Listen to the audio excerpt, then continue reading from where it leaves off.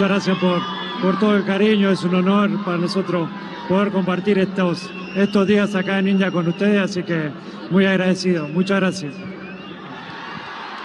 आज भारतात एकच नाव हवेत आहे, मेस्सी. मेस्सीचा G20 इंडिया दौरा 2025 काही दिवसांचा भारत प्रवास, पण प्रभाव आयुष्यभराचा. या ऐतिहासिक दौऱ्याची सुरुवात झाली कोलकाता. मेस्सीचा पुतळा, हजारो चाहते आणि एक अविस्मरणीय क्षण. सगळं काही परफेक्ट वाटत होतं. पण फुटबॉल मागे पडला आणि पुढे आले सेल्फी. स्थानिक राजकारणी, कॅमेरे आणि मेस्सीभोवती गर्दी. पण ती फॅन्सची नव्हती. खरे चाहते दूर ढकलले गेले. मेस्सी अस्वस्थ झाला. त्याच्या चेहऱ्यावर निराशा स्पष्ट दिसत होती.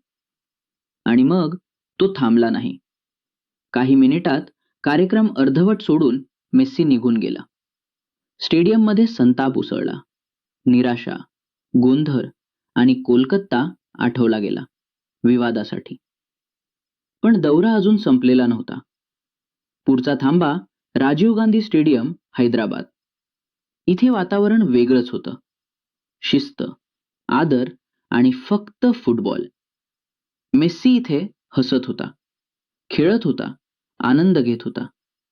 तो बोलत होता, पण इंग्रजीत नाही. तो बोलत होता स्पॅनिशमध्ये. त्याचे शब्द ट्रान्सलेटर इंग्रजीत सांगत होता. सगळं नॉर्मल होतं. तेवढ्यात कॅमेऱ्यांनी काहीतरी वेगळंच टिपलं. मेस्सी कोणाशी तरी बोलत होता, ट्रान्सलेटर शिवाय.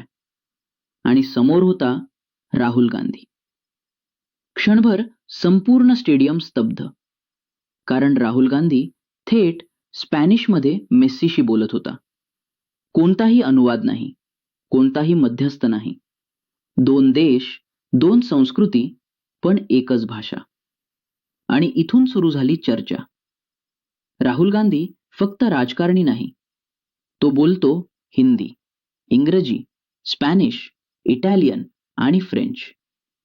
भाषा त्याच्यासाठी राजकारण नाही. भाषा त्याच्यासाठी संवाद आहे.